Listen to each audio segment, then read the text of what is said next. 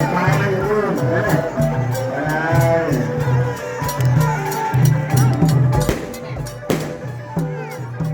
subscribe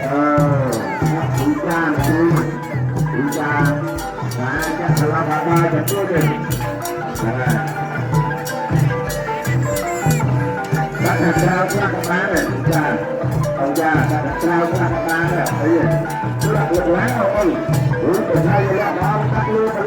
Ghiền Mì Gõ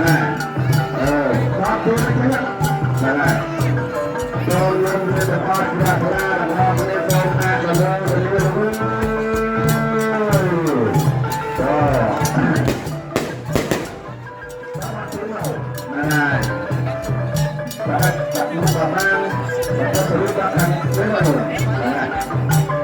những